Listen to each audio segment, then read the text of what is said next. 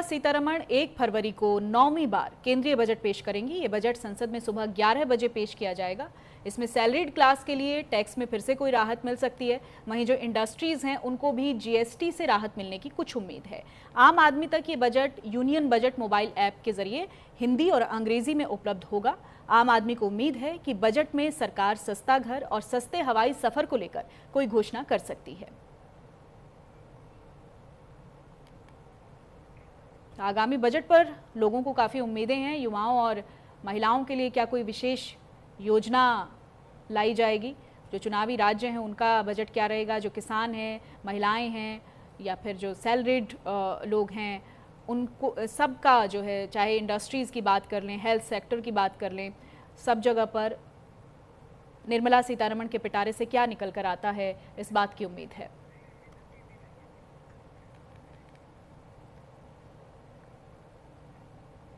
वहीं आगामी बजट 2026 को लेकर बीजेपी के सांसद अतुल गर्ग से न्यूज इंडिया ने खास बातचीत की है। जहां बीजेपी सांसद ने क्या कहा है, सुनवाते हैं आपको।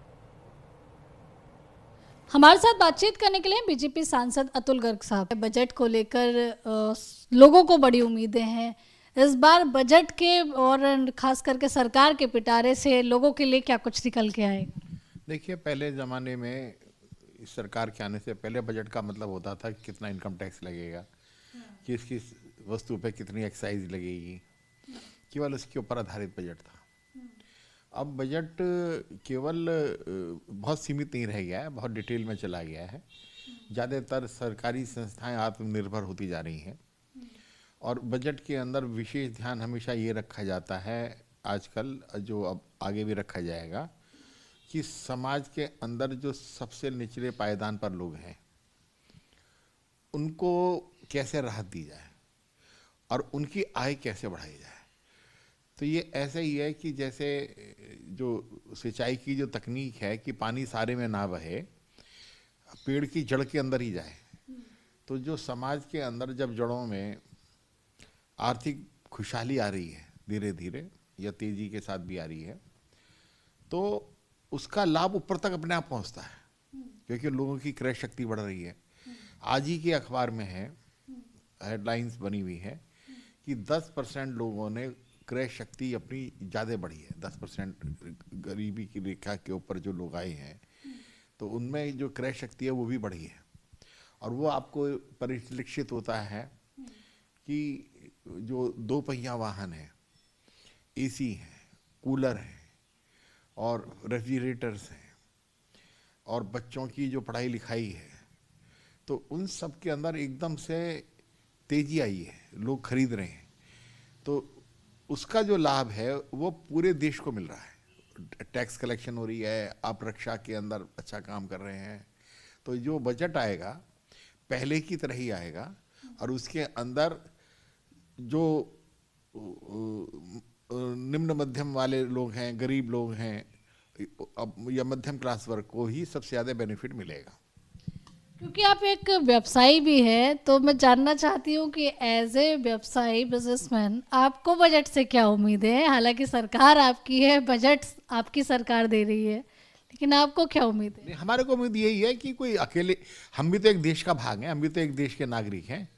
जो सबका भला होगा हमारा भी भला होगा और सबके भले के लिए ही इस सरकार ने काम करे हैं। इससे बड़ी और क्या बात हो सकती है कि आप जो है किसी ज़माने में वर्ल्ड के अंदर 8वें 9वें नंबर पर इकोनॉमी थी, अब आपकी 3रे नंबर की इकोनॉमी बन जाएगी। तो ये सब दिख रहा है ना। तो ये बजट का ही तो कमाल है कि बजट की और इनकम आपकी 5 गुना हुई है। लेकिन रुपया तो नीचे जा रहा है ना डॉलर से।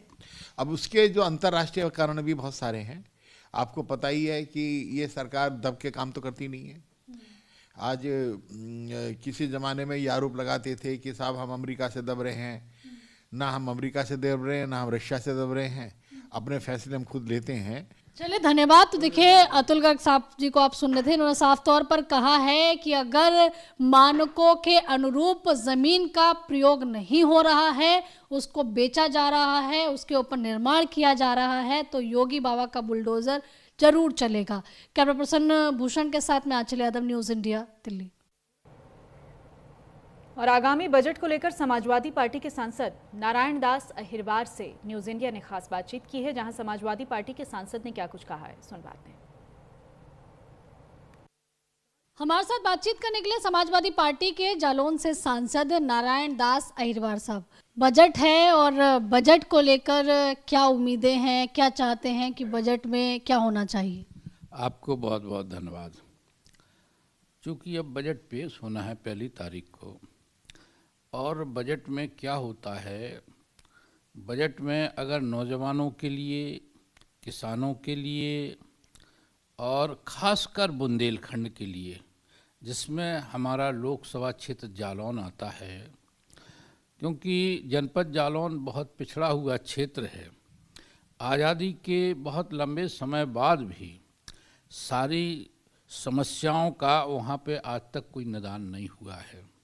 रोज़गार के मामले में नौजवान बेरोज़गार है, अच्छी शिक्षा के साधन नहीं हैं, अच्छे स्कूल नहीं हैं, बाहर पढ़ने के लिए जाते हैं, परेशान होते हैं, गरीब आदमी शिक्षा से वंचित हो रहा है, महंगी शिक्षा है। इस ओर सरकार को ध्यान देना चाहिए। और सबसे बड़ा जो मामला है, आज़ादी के इतने लंबे समय बाद हमारे जनपद जालौन से आज तक दिल्ली के लिए कोई सीधी ट्रेन सेवा नहीं है। सीधी ट्रेन सेवा ना होने के कारण एक तो जो आवागमन का साधन है वो लोग प्राइवेट बसों से जाते हैं, जहां उनको बहुत ज़्यादा पैसा देना पड़ता है, लेकिन उनकी मजबूरी है कि उन्हें जाना है। जनप्रतिनिधि भी, जब हमारे यहाँ 2 दिन सदन बंद रहता है शनिवार इतवार को, सीधी ट्रेन ना होने के कारण हम लोग भी परेशान होते, अपने क्षेत्र में नहीं जा पाते हैं। हम देखेंगे इस रेल बजट में कि जनपद जालौन के लिए कोई सौगात मिल रही है कि नहीं है, बुंदेलखंड को कोई सौगात मिल रही है कि नहीं मिल रही है, इस पे हम चर्चा बाद में करेंगे।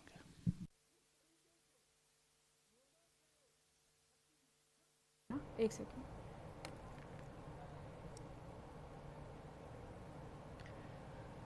तो तमाम तरह की उम्मीदें हैं और इसको लेकर हम प्रतिक्रियाएं भी ले रहे हैं, रिएक्शंस भी ले रहे हैं कि किस सेक्टर को क्या उम्मीदें हैं, कौन सा सेक्टर क्या चाहता है कि किस तरह से उनको बजट में राहत मिलनी चाहिए और क्या नई चीज़ें बजट में ऐड ऑन होनी चाहिए, क्योंकि ऑटोमोबाइल सेक्टर भी लगातार उम्मीदें लगाए हुए है और इसको लेकर हम रिएक्शंस भी आम जनता से भी ले रहे हैं।